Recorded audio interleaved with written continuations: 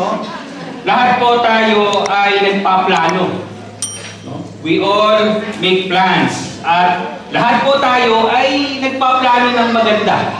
No? Meron bang nagplano ng pangit dito? Wala naman siguro, no? At tayo po ay iniisip natin, no, ano kaya yung maganda sa ating mga buhay. Kanina nga, sinabi ko, nung hindi pa tayo nagsisimula, no, maaga pa, sabi ko siguro yung iba nasa bakasyon na. Parang August na eh, no? Baka nagplano na ng mga pasyal-pasyal, no? So, sabi nga ni Benjamin Franklin, kilala niyo ba si Benjamin Franklin? No? Yung naging presidente, no? Isa sa mga naging president ng US, no? Sabi niya, if you fail to plan, you plan to fail. No? Diba? Ang ganda. Kung hindi ka nagplano o nabigo kang magplano, ibig sabihin, no, pinlano mong mabigo. Diba? So mga kapatid, true indeed. Totoo po yan. Meron po tayong mga goals, meron po tayong mga pinapangarap. No? Alam ko, every one of us, iniisip natin, itong taon na to, gusto ko na ma-achieve to. No? Gusto kong magkaroon nito, gusto ko na makapagpundar ng ganito, di ba? So sana, yung kumbaga sa ano, we always think on a higher level. Di ba? Level up. Di ba? Alangan naman, gusto ko sa susunod na taon, lumiit ang sweldo ko. Meron bang gano'n? Di ba? Wala naman. So lagi tayong gusto natin nagle-level up. No? So, we all want to achieve our goals. At ang importante dito, lagi tayong may time frame. No? Meron tayong specific time. Gusto ko within a year, within 5 years time, ma-achieve ko to. No? Pero mga kapatid, tunay na ang lahat po na niyan ay mabuti. Pero it's sad to say na marami pa rin ang tao. Marami pa rin tao na tila yata nawawalan ng pag-asa. At madalas naririnig yung bahala na. Meron ba dito na madalas magsabi, bahala na? Bahala na si Batman? No? Pero alam nyo ba, yung salitang bahala na, galing yun sa mga ninuno natin na bathala na. Narinig nyo na ba yun? Na ang ibig sabihin, bahala na ang Diyos. Bathala na. Pero ngayon kasi, bahala na. Nawawala na yung bathala. No? Nawawala na yung salitang Diyos sa mga plano natin.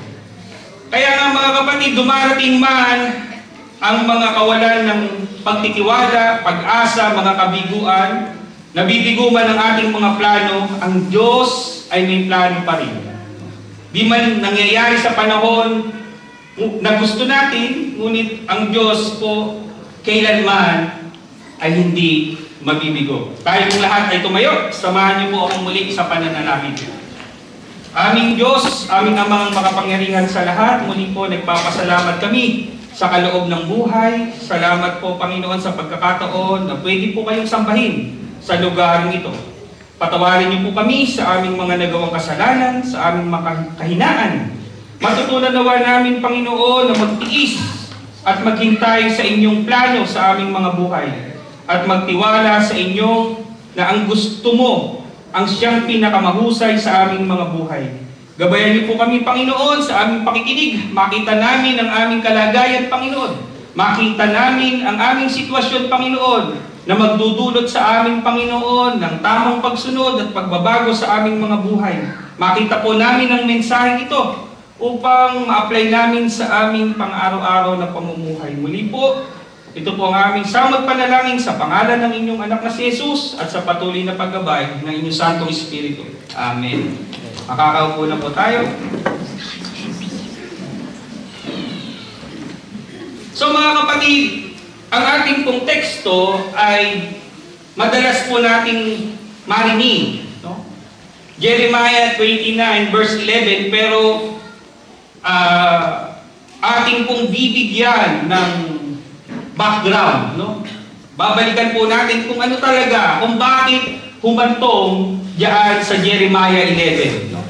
So mga kapatid, sa buong aklat po ng Jeremiah ay nagpapaalala sa atin na kahit gaano kabigat ang sitwasyon, makakaasa tayo na may gagawin ng Diyos para sa ating kabutihan. So, kahit gaano po kasama ang pangyayari, ay kailangan po magtiwala ang mga anak ng Diyos. Are we all familiar with Prophet Jeremiah? No? So, siguro narinig nyo si Prophet Jeremiah, tinagurian siyang the weeping prophet. No? Bakit? Ano ba yung weeping? No? Yung nananangis, no? Umiyak. Bakit, pastor? No? Alam niyo po, yung mga prophet, may mga alias-alias yan. No? Diba? Si Elijah, prophet of fire. Diba? Si Jeremiah, the weeping prophet. No? So mga kapatid, si Jeremiah po, hindi lamang po siya prophet, siya ay isa ring pari. No? So bibihira kasi yun. No? Merong mga priest na dinedicate lang para doon sa gawain yun. Meron din pong prophet lang. No? So, both po itong si Jeremiah. At ito pong panahon na ito ay naganap na na-divide na ang kaharian ng Israel. No? Ang mga Hudyo, no? Na-divide na ito. No? Kasi doon sa kingdom, tatandaan po natin, doon sa kingdom ni David, iisa sila, solid. Kaya nga alam niyo ba, in the history, sa kabuuan ng istorya ng mga Hudyo, si King David ang tinagulan nilang the greatest king. No? Kaya nga, alam niyo ba yung plan ng Israel? David style yun. No? Imagine na, kay David, ang dami naman naging hari. Kasi nga, nung panahon ni David, united pa ang kingdom. No? Iisa ang kaharian. Pero itong panahon po, itong setting natin, nahati na po ang kaharian. No? Meron na pong northern at southern part. No? At doon po sa northern part, ilan yung tribes ni Jacob? Diba? 12. No? 10 yung napunta doon sa northern part. At dito po sa southern part, kung saan kabilang si Jeremiah, 2 lang po, no, na tribe. Yung tribe ng Judah at yung tribe ni Simeon. No? So, ganun po yung historical background natin. At si Jeremiah nga po ay isa doon sa mga prophet doon sa southern kingdom. No? At bakit siya, ang tanong, pastor, bakit siya tinaguri ang the weeping prophet?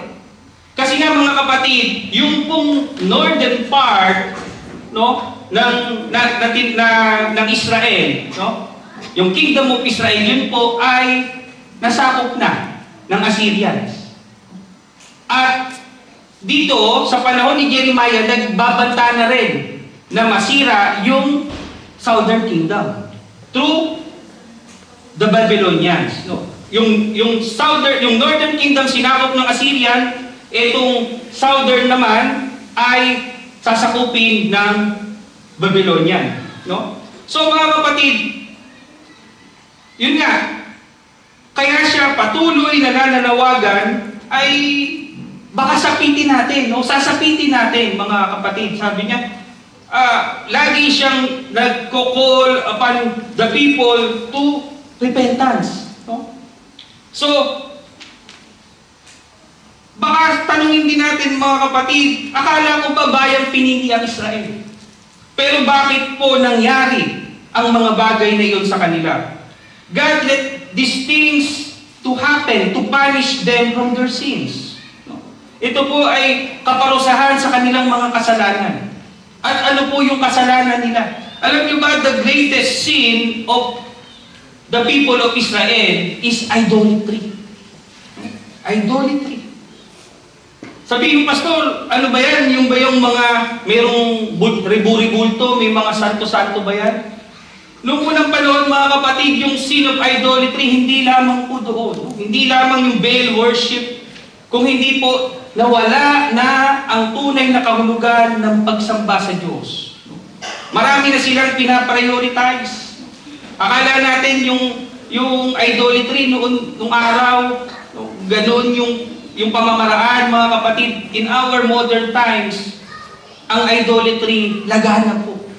Hindi lamang sabihin nyo, Oh, sorry ha, baka sabihin nyo, yung nag-idolatry, yun lang mga religion na may mga santo-santo, hindi po. Lahat tayo, may idolatry. Ano yung idolatry natin mga kapatid? Yung mga pinaprioritize natin ng higit sa Diyos.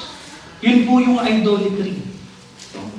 Kaya nga mga kapatid, ang bayan ng Israel ay nalayo na ng nalayo sa Diyos. Kaya nga po, yung mga panahon na ito, hinayaan sila ng Diyos. Kaya nga po,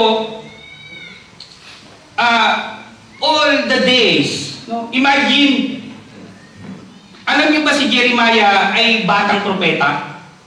Taas nga kamay yung honestly, taas yung kamay na nakakaalam na si Jeremiah ay bata. O ang imagination nyo kay Jeremiah matanda tulad ni Elijah. Si Jeremiah po bata. Tinawag po siya at a very young age. Compare po kala Isaiah, kala Elijah, bata po itong si Jeremiah. Kaya nga, imagine living in a world na ikaw ay bata, sinasabihan mo na magsisi kayo sa inyong mga kasalanan. Diba? Kung ikaw matanda, sino ba to? Sino ka ba para ka magsalita sa amin? Kaya napakaraming hardship ang dinanas po ni Jeremiah during his time as a prophet. Yung mo, bata ka, magsasabi ka na pag hindi tayo nagbago, darating ang kaparusahan, magsisi na kayo sa inyong mga kasalanan. Sino ka ba? Kabata-bata mo pa. May wala ka pang puti sa iyong mga buhok. Tapos sasabihan niya, di ba, yung mga matatanda nung time nila. Napakahirap po. Kaya po mga kapatid, as we study this chapter 29, so basahin po natin yung verses 4 to 6. Ang sabi po dito, ito ang sinasabi ni Yahweh na makapangyarihan sa lahat. Ang Diyos ng Israel sa lahat ng mga taga-Jerusalem na dinalang bihag sa Babylonia. So tinangay na po sila. Nagkaroon na ng pagsakop. Alam niyo ba kung sino ang sumakop? Sino ang leader nung time ng Babylonia? Si Nebuchadnezzar. Yan. So yung may mga history nung high school sa Pilipinas, yan, naririnig po natin yan. So, imagine the captivity from Jerusalem, dinala sila sa Babylonia. Alam niyo ba kung gaano kalayo ang Jerusalem to Babylonia? 900 miles. Pastor, hindi naman tayo miles sa Italy. Kilometers. 1,448. Yan. 1,448. Para kayo nagbalikan ng Switzerland yan. O higit pa. So, wala pong sasakyan nun, walang mode of transportation, naglakad lang sila. Pastor, gaano katagal naglakad? Nasa Biblia din po yan mga kapatid. In the book of Esdra, meron pong sinasabi doon, 3 to 4 months. Imagine yung walk, 3 to 4 months na naglakad. Siyempre, captive ka. Sino nakakaalam dito ng Death March? Mula ang Death March? Mula saan ba nagsimula? Ako, hanggang Bataan eh. Hindi ko alam kung saan nagsimula. Tarlac. Yun, Tarlac daw, sabi ng daddy. Tarlac hanggang Bataan. Sabi natin Tarlac to Bataan. Imagine nyo na, gera yun, yung mga captive yun. Diba, ang daming namatay doon? Ang daming naghirap. Imagine nyo ito, 3 to 4 months yung paglalakad nila. Tapos, hindi ka namang sinama na hospitik eh. Diba na, baka nauuhaw na yan, bigyan nyo ng tubig yan. Hindi wala silang pakialam doon. Baka hinahagupit pa sila doon kung hindi na sila bumabangon. So imagine yung hirap mga kapatid na dinanas nila. So, ganun po katagal. At nung nakarating na sila doon, ang sabi naman dito, magtayo kayo ng mga bahay. At dyan na kayo tumira. Magtanim kayo at inyong kanin ang bungan yun. Mag-asawa kayo upang magkaanak. Bayaan ninyong mag-asawa ang inyong mga anak nang sila'y magkaanak din. Magpakarami kayo at huwag ninyong hayaang kayo'y umunti. Mga kapatid, parang napakahirap gawin ito. From doon sa Jerusalem, pumunta sila ng Babylonia, tapos pagkatapos ng lahat, manirahan kayo. Gawin nyo to, mag-anak kayo, parang walang nangyari. Diba? Parang napakahirap nito mga kapatid. No? They were captive, tapos God is telling them to live with harmony. No? So mga kapatid, napakahirap po ng pakiramdam na ang mga taga-Jerusalem ay nadoon sa foreign land. Isipin nyo na lang yung time na bagong dating kayo dito. Hindi kayo marunong mag-Italiano, di ba? Hindi kayo makalabas ng bahay pag wala kayong kasama. Malaya pa kayo, di ba? Pinitition kayo o bluesy kayo. Yun, alipin kayo. Tapos sasabihin nyo, mamuhay kayo ng maayos, di ba? Parang ang hirap. Pero mga kapatid, lahat po yan ay kasama sa plano ng Diyos. No?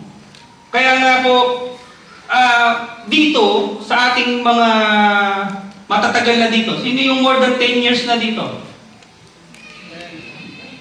Ayaw, nahiya pa kayo. Wala pong bayad ng pagkain kung more than 10 years na kayo. Marami sa atin na plano tayo. Siguro sabihin nyo, 5 years lang ako, 10 years lang ako, pag nakaipon na ako, uwi na ako. No? Pero marami sa atin mga kapatid na dito pa rin tayo, amen? No? Nagkaanak na, nagkaapo na, dito pa rin tayo. Kasi pastor, libre gamot dito libre hospital dito Hindi lang po yun. No? Hindi lang yun ang dahilan. Dahil alam ko, marami sa inyo dyan, no? May mga kaya sa Pilipinas. No? Di ba? Marami kayong napundal sa Pilipinas. Diba? Kaya naman mag-live sa Pilipinas, pero pinili nyo pa rin dito. No? May kanya-kanyang dahilan. Pero ang suma total mga kapatid, yung mga plano natin noon, nababago yan. Nagbabago. At hindi natin alam yung mga dumarating na mga pagkakataon, yung mga sitwasyon, nababago yan. Pero ang kabutihan ng Diyos, laging nananaig. Amen? No? May purpose ang Diyos kung bakit kayo nananatili dito. Marami sa inyo o meron tayong mga kakilala na kung hindi na natili dito, baka wala na sila. Baka hindi kinaya ng health system sa Pilipinas. Naubos na ang ipon sa Pilipinas kung umuwi nung may sakit. Kung doon inabutan nung may sakit. Diba? Pero napakabuti ng Diyos mga kapatid. No? May mga plano na hindi niya pinahihintulutan pero naririto pa rin tayo mga kapatid. Kaya nga, sabi, magtayo kayo ng mga bahay. Hindi tayo makakapagtayo ng bahay dito. Bumibili tayo ng bahay. Amen? Yung iba dito, bumili na ng bahay, no? Hindi na umuupa. Yung iba sa atin, no? Baka yung may mga anak kayong dalaga. Sabi kasi dito, bayaan ninyong mag-asawa. Yung pag-asawa din, hindi dun sa kapwa nila, dun sa ibang lahi. O baka yung may mga anak na dalaga dito, may boyfriend na no? Ay na, pastor. Yung no? Ay na Italiano, sinasabi ko. No? Na lahat, no? Lahat tayo ay, kumbaga sa mag-harmony, no? Mag-embrace nyo na yan. No? Pero nga mga kapatid, iba yung sitwasyon kasi, napakahirap, no? O na foreign land, tapos sasabihin na i-embrace nyo. No? Mahirap kasi, hindi ko alam kung na-experience nyo na napakahirap mag-adjust. Yung mga unang taon nyo dito, gusto nyo na umuwi ng Pilipinas, di ba? Ewan ko, kung gano'n ako, gano'n Nung mga unang taon ko, lalo, yung trabaho dito, uwi na ako. Di ba? Maraming gano'n dito. Ilan na lang talaga yung dumating dito na hindi naghirap. Di ba? Meron tayong mga kilala na talagang pinalad na hindi dumanas ng hirap. Pagdating dito, maganda agad trabaho, hindi nadanasan yung ganito, hindi pinagdaanan yung ganyan. Meron yun. No? Pero majority po, naghirap tayo, nag-adjust tayo, nahirapan, di ba? So, ganun po yung sabi, embrace, no? Embrace. Kaya mga kapatid, doon sa verse 7, sabi, pagyamanin ninyo ang lungsod na pinagdalan ko sa inyo. Idalangin ninyo sila kay Yahweh sapagkat kayo rin ang makikinabang. God is trying to change their perspective. No? Kaya nga mga kapatid, imagine 70 years. No? Hindi din naman nila pinaniniwalaan agad-agad yun eh. Hindi rin nila alam na 70 years sila doon. Pero ang gusto ng Diyos, huwag niyong intayin yung 70 years kasi baka patay na kayo. Imagine niyo that moment, no? Maging maayos yung kaisipan niyo, maging maayos kayo na embrace niyo na yan, nandiyan na kayo eh. No? Nagigets niyo ba? Nagigets niyo ba yung senaryo? So, mga kapatid, ang gusto po ng Diyos maging at peace, no? At mamuhay ng kasama at pagbutihan na. Alam niyo ba mga kapatid, madalas natin naririnig eh, yung halimbawa doon sa isang sambahayan, no? May isang Pilipinong mananampalataya dahil siya'y mabuti, pinagpapala pati yung kanyang amo. Naniniwala kayo doon? Mga kapatid, marami sa Biblia na gano'n ng mga pangyayari. In the story of Joseph, di ba? Napagpala yung sambahayan ng kanyang pinaglilingkuran. Hanggang sa dumating siya doon sa punto na maganda na yung kanyang kalagayan. Ganon din po tayo mga kapatid. No? Alam niyo ba yung may mga pangyayari sa ating mga buhay, may mga experience tayo, and ako personally na-experience ko to. No? Nung may mga mananampalataya na umalis dun sa kanilang mga trabaho dahil hindi maayos, hindi ano. The moment na sila umalis, mga kapatid, nagsara. No? Nagsara yung mga pabrika na yon, yung mga negosyo na yon. Pero nung moment na nandun yung mananampalataya, kahit sa panahon ng krisis, hindi nagsasara. Pero nung siya umalis na. No? Nakita niyo yun? Yung pag-iingat, yung pagpapala, na pinagpapala yung tao na yun, pati yung kanyang mga amo na hindi mananampalataya, pinagpapala din. So ganun po yung gustong makita natin dito sa pangyayaring ito. Na kahit sila ay captive, no? Pagbutihan niyo yan at pagpapalain ko din ang Babylonia dahil sa inyo na nadyan kayo. Kaya make the most out of it. So, in verse 8 and 9, huwag kayong magpapalinlang sa inyong mga propeta at mga manghuhula. Huwag kayong basta-basta maniwala sa kanilang mga panaginip. Tandaan ninyo, kasinungalingan ang sinasabi nila sa inyo. Sila'y hindi sinugo, ang sabi ni Yahweh. No? Dito mga kapatid, kasi imagine, sinasabi ni Jeremiah 70 years, pero sinasabi naman ng iba, kay maniwala, saglit lang yung activity natin.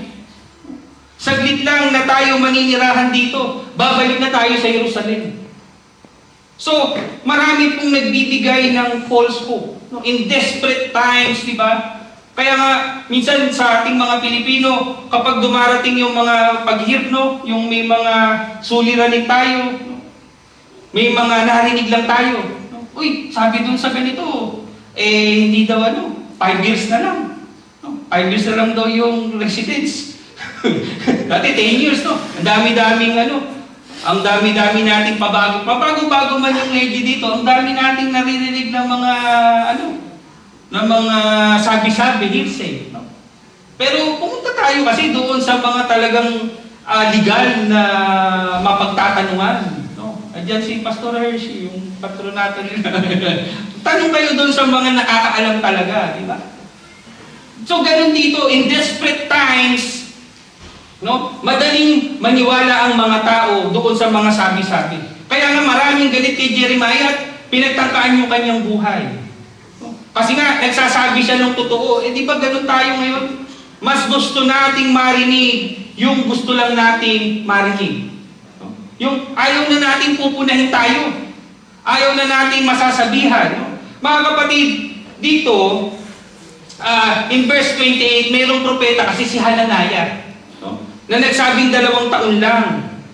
No? But the reality nga mga kapatid is 70 years, imagine, more than Amerika. No? Di ba nasakop tayo ng Amerika? No? Tapos nasakop tayo ng Japan. Alam niyo ba, nasakop tayo ng Amerika 48 years. Nasakop tayo ng Japan 3.5 years. No? Kahit combine mo yon, kulang pa rin para tumbasan tong 70 years na ito. So, ganun katagal mga kapatid. Kaya nga, marami sa mga tao na nag-aasam sila na kailan ba matatapos ito. Kaya, mas gusto nilang paniwalaan yung mga parang nagpapagaang sa kanilang loob. So, ganun din tayo mga kapatid. Most of the times, in times of difficulties, no, gusto pa natin marinig yung kasinungalingan. At maging sa ating mga Kristiyano, sa ating mga mananampalataya. Kaya nga ngayon, ano yung mga nagbubong ngayon? Yung mga prosperity gospel. Hindi kayo maghihirap, walang problema, basta ibigay nyo yung inyong mga ikapo, ibigay nyo yung kung ano-ano yan. No? Diba? Wala nang problema, walang puro masaya. Hindi tinuturo na magsisi kayo sa inyong kasalanan. Pero ang reality nga mga kapatid, they are all telling lies. At tayo madalas ganun din. Sa ating mga sarili, lagi tayong nagsisinungaling. Pagharap mo sa salamin, pogi-pogi mo talaga. Ganun ba, Naya? Siyempre, Pastor, love your own. Iba naman yun. Okay lang yun. Pero, minsan, maging sa ating paglilingkod, sasabihin natin, Pastor, kasi linggo lang Linggo lang ako walang trabaho, pagod na ako Pwede bang, siguro maintindihan na ni Lord yun, di man ako magsimba. Yun! Ang kasinungalingan. Pastor, kasi, pwede bang, kasi, kulang lang talaga, sapat-sapat lang talaga Sapat-sapat lang talaga, Pastor. Maintindihan na ni Lord kahit ganun lang yung ibigay ko. Yun ang kasinungalingan, mga kapatid. Gusto kong maglingkod sa church. Kaso pag yung oras naman ng mga Bible study, yung oras naman kasi ng mga gathering, oras na ng pahinga ko yung pastor. Yun ang kasinungalingan. Ganun tayo mga kapatid. Sinasabi natin lagi sa ating mga sarili na mabuti ang Diyos, totoo pong mabuti ang Diyos. Pero, yung sinasabi natin na maintindihan naman siguro ko nun doon, yun po ay akala lang natin. So, yan po yung mga reality ngayon, mga kapatid. Yan ang katotohanan, no? Na ayaw natin marinig, mas gusto pa natin marinig yung mga kasinungalingan. Kaya nga, yung mga churches na nagtuturo ng tama, yung mga churches na talagang sinusunod ang salita ng Diyos, sila ba yung hindi dumadami? Kasi nga, Pastor, ang hirap naman maging miyembro dyan sa inyo. Ang daming susundin. Pwede bang, na lang, yung kung kailan na lang ako libre, kung kailan ko na lang gusto, yun ang problema nating mga mananampalataya ngayon. We are, ano ba yung word? Wala kasi dito sa aking manuscript. No? Comportamentalizing. Yun. Kino-comportamentalize natin. Gusto lang natin yung isang, dito ka lang, ito lang yung part ng buhay ko ang bibigay ko sa iyo. Ito lang yung part na maibibigay ko. Ganun. No, ganun ang struggle natin mga mananampalataya. No? Masakit marinig mga kapatid, pero yun po ang katotohanan. So, in verses 1 to 9, yung summary po nito mga kapatid, sa panahon na hopeless, sa panahon na hirap, sa panahon na parang walang pag-asa, ang gusto po ng Diyos kasi is manangan sa Kanya. Magkaroon ng tamang relasyon sa Kanya. At yun po yung plano ng Diyos. Kaya niya hinayaan these 70 years of captivity. In verses 10 to 11, sabi dito, subalit ito ang aking sinabi, pagkatapos lamang ng 70 taon ng pagkakabihag sa Babylonia, muli kong ipadarama ang pag-ibig ko sa inyo. Tutuparin ko ang aking pangakong ibabalik kayo sa lupaing ibinigay ko sa inyo. Ito na yung verse natin. Sapagkat batid kong lubos ang mga plano ko para sa inyo. Mga planong hindi ninyo ikakasama kundi para sa inyong ikabubuti. Ito'y mga planong magdudulot sa inyo ng kinabukasang punong-puno ng pag-asa. Brothers and sisters, we can trust God because His plans is promising. Hindi po natin masasabi, mga kapatid, your pastors here, all of us, hindi po namin masasabi kung kailan darating ang mga pagsubok. Hindi rin po namin masasabi kung kailan ito matatapos. At hindi po namin mapapangako na kapag kayo sumama sa church, ay wala na kayong problema. Brothers and sisters, isa lang po ang masasabi namin lahat dito bilang yung mga pastors at tayong lahat bilang mga mananampalataya. If we are follower of Jesus, we have a very promising future. Amen? Amen. Palakpakan po natin ang Panginoon.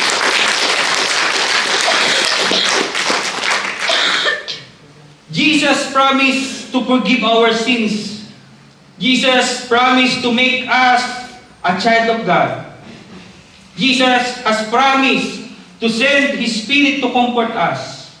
Jesus promised He has a place prepared for us. Mga kapatid, Jeremiah 29:11 is one of the most misunderstood verse. Maaaring yung iba sa atin nakita to, ay si pastor, ito pala yung tema ng joint fellowship, ito pala yung verse. May magandang plano. Madalas natin kino-quote sa mga birthdays, sa mga wishes natin, di ba? Quote natin yan, Jeremiah 29:11. Napaka-favorite yan. Pero mga kapatid, before we jump to any conclusion, nakita po natin yung konteksto. Kaya bago nyo ito isabihin sa mga birthday, 70 years, mag-aantay ka muna ng 70 years. O kaya, pag 70th birthday, yun, maganda yung sabihin to, perfect. No, di ba? Sabi mo, 70 years ka na, ngayon, meron pang mas magandang plano ang Diyos sa'yo. Nakita niyo ba yun? So, mga kapatid, in all the chapter, doon sa buong chapter ng 29, ito lang po ang maganda. Pero mga kapatid, meron tayong pagdadaanan. Meron pong paghihintay na mangyayari. Mga kapatid, ang mga panalangin natin, ang mga gusto natin, mga kapatid, ang Diyos po, hindi parang genie yan. Na, mayroon kang gusto, Lord, hinihimas parang genie na hinihimas yung bote. Lord, gusto po nito, yung may mga wish ka, ganyan. At ang gusto mo, subito, ibibigay sa iyo. Hindi po ganun, mga kapatid. God is not like a genie that we just ask our wishes and give it right away. Hindi po ganun. Most of the time, ang Diyos po, pinaghihintay tayo. Kaya nga, ngayon sa moderno nating panahon, ayaw nating maghintay. Baka kayo ngayon, ayaw nyo na akong maghintay sa aking matapos. Basta, matapos na natin ito. Ayaw ko nang maghintay dito. Pati yung pagsisemo natin, nililimitahan nyo na rin. Gusto nyo, ayaw na rin maghintay.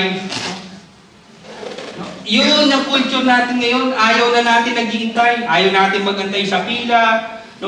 Ayaw natin na gusto natin lahat instant. Kaya nga ang daming fast food, ang daming mga instant na mga pagkain. Diba? Kahit yung mga online na yan, gusto mo nang mabilis, magbayad ka lang ng dagdag na delivery. Diba? Napakarami pong bagay na gusto natin mabilis lahat. Kaya nga mga kapatid, we don't want to wait. At ang gusto natin lagi, i-impose natin yung oras natin sa Diyos. Gusto ko, Lord, pag ganito, kaya pag nagpa-plan tayo at the age of ganito, gusto ko ganito na ako, pag ganitong age na ako, mayaman na ako, ganito, pag age na ako, di ba? Mag-aasawa na ako ng ganito, gusto ko yung age ko na to, may anak na ako na ganito, di ba? Ganun tayo . yung timeline natin ang gusto natin. Pero nakita natin dito mga kapatid, 70 years. Imagine. 70 years silang tinuruan, dinisiplina. No? Pastor, parang may naaalala akong ganyan din. No? During the time of Moses, di ba? 40 years in the wilderness. Ang siyam na araw na paglalakad. No? From to Egypt, di ba? Naging 40 to the promised land. No? From Egypt to the promised land, siyam na araw lang dapat yun eh. Pero naging 40 years, imagine. No? Kasi dinidisiplina. Tapos ito naman, 70 years. No? Kaya ganito yun mga kapatid eh. Gusto natin yung timeline natin ang nasusunod. Tapos, madalas natin marinig, when you pray, ano yung sinasagot ng Diyos? Yes, no, ano ba isa? Wait. No? Lagi yun, sinasabi, ang dami kong sermon narinig na ganun. Pero, ang totoo po niyan mga kapatid, yes or no lang yan. Alam niyo yung waiting time, hindi sa atin. The waiting time is God is waiting on us. Tayo ang iniintay ng Diyos para sagutin niya yung panalangin natin, hindi tayo naghihintay. Nag-gets niyo? Totoo hindi? Yun po ang katotohanan mga kapatid. Kasi, maybe the reason your prayers are not yet answered dahil hindi pa tayo ready. Amen? So God is waiting on us. Hindi natin iniintay ang Diyos. Tayo ang iniintay ng Diyos kung ipagkakaloob na ba sa atin yung hinihiling natin. Amen? No? So, in every situation mga kapatid, no, maganda kasi nakikita natin, no? Nakikita natin yung historical background, bakit nag-a-arrive dito at ano yung aplikasyon natin. Madalas kasi kinukuha natin minsan, hindi na natin binabalikan. Paano ba nag-arrive doon? Paano ba? Ba't pa sinabi yun? So mga kapatid, nakita natin dito yung konteksto. No? Na hindi lang may magandang plano, pero before God will execute His plans on us, no, kailangan ma-mold muna tayo. Kailangan maturuan muna tayo, madisiplina, magawa natin yung gusto niya. So, ganun po yung pinakikita dito mga kapatid. At may plano po ang Diyos sa atin. Yes, God has a plan and His plans are perfect. So, ang tanong naman, paano natin malalaman kung may plano ang Diyos sa atin? Pastor, ang daming tao eh. Ang daming mananampalataya. Siguro, baka yung plano ko hindi masyadong mahalaga. Hindi po, lahat po tayo mahalaga sa Diyos. At malalaman po natin, alam nyo ba, the most evident, no, evidence, yung ebidensya na may plano ang Diyos ay nariyan ka ngayon sa upuan na yan. Amen? No? Nariyan ka, nakarating ka ngayon. Mayroong plano ang Diyos sa atin mga kapatid.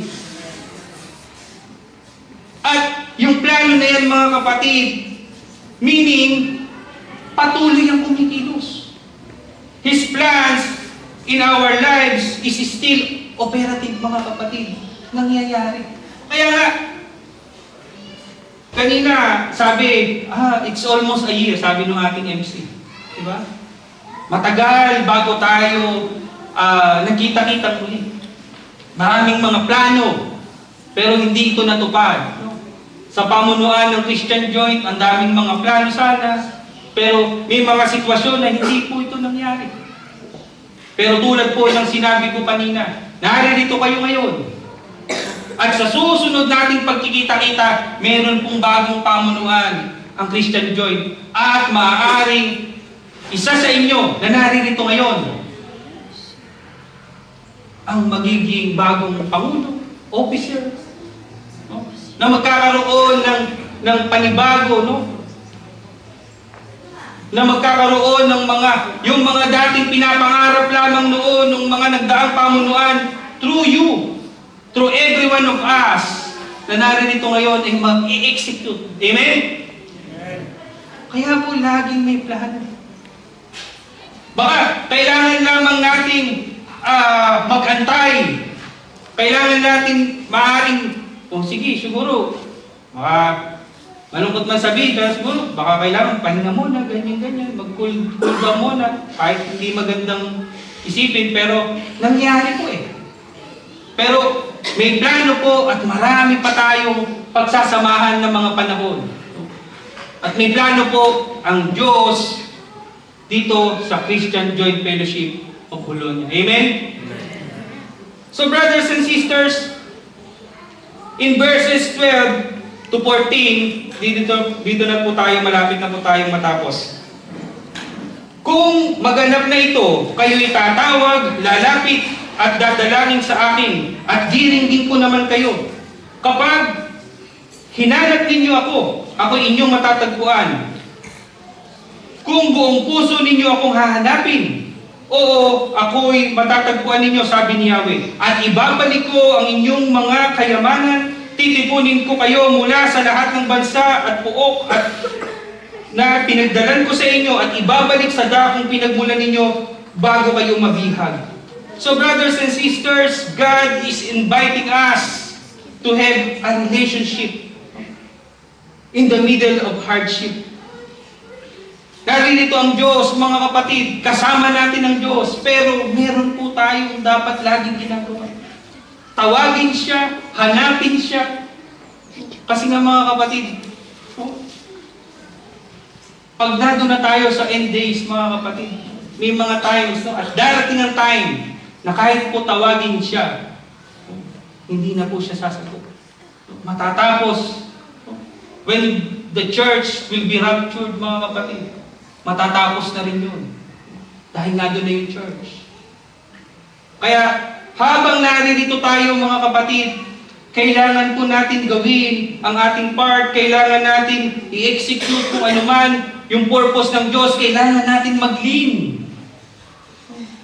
Minsan kasi, kahit sa ating mga magulang, ang ganda ng plano sa mga anak. Diba? Lahat tayo iniisip yung pinakamainam sa ating mga anak, pero minsan mayroong mga anak na hindi nauunawaan. Nagre-rebelde, ayaw sumunod. Diba? Hindi tuloy na-execute yung mga plano. Pero tingnan nyo yung mga batang patuloy na sumusunod, patuloy na nagpapailalim sa kanilang mga magulang. Nagiging maganda yung kanilang kinabukasan. Ganun po yun, mga kapatid. Ang Diyos walang gusto kung hindi ang pinakamainam para sa atin, sa kanyang mga anak, pero we must surrender. The question here, brothers and sisters, are we trusting Him? Tayo ba ay nagtitiwala? Sinusuko ba natin yung future natin? Baka minsan, kaya hindi tayo makatulog sa gabi, isip tayo ng future natin. Si Pastor, kunti na lang yung perok sa bangko eh. Ito nga, may pera eh. Ito nga, may ipon eh. Diba? No? Paano kaya yung future ng aking mga anak? Paano kaya yung future ng ganito? Tatanda pa kaya ako? Diba? Pati pagtanda iniisip. Buti nga yung So, mga kapatid, ang importante po, we must have the trust, no? Kahit po yung ano yung mangyari. Meron tayong pag-asa, meron tayong pagtitiwala sa ating Diyos. Brothers and sisters, ang Diyos po ay nagplano. Even in the past, for our future. Ang Diyos po, ang kinuha niya ang pinakamasamang bagay sa buong kasaysayan ng sangkatauhan. At ginawa niya itong pinakamabuting bagay. Brothers and sisters, katatapos lang naman natin ang Holy Week. As we reminisce yung Lent season, yun po yung dakilang plano ng Diyos na ibinigay niya yung kanyang anak para sa ating kaligtasan. Yung hinayaan niya na maghirap si Jesus, mamatay doon sa krus ng Kalbaryo para sa ikabubuti ng lahat ng mananampalataya sa Kanya. Ibinigay ng Diyos, Ama, sa kamatayan ang Kanyang anak na si Jesus upang buksan at maging daan patungo sa kaligtasan. Ginamit ng Ama ang kamatayan ni Jesus upang mag-alay ng pag-asa sa mga tatanggap sa Kanya at ilagak ang kanilang pananampalataya sa Kanyang anak na si Jesus. God can take the worst circumstances imaginable and can turn to the very best situation possible. Brothers and sisters, now that we are sons and daughters of God, mahirap man po yung sitwasyon. May mga pagsubok man sa ating mga buhay, dumaranas man tayo ng mga disiplina, nabibigo man ang napakarami nating mga plano. Magtiwala lamang po tayo sa Diyos. Matuto tayong maghintay sa Kanyang tamang panahon. Dahil po, mga kapatid, tandaan natin, ang Diyos ay laging may mas magandang plano sa ating mga buhay. Sa Diyos po ang papuri, pagpalain po tayong lahat. Sa pangalan ng Ama,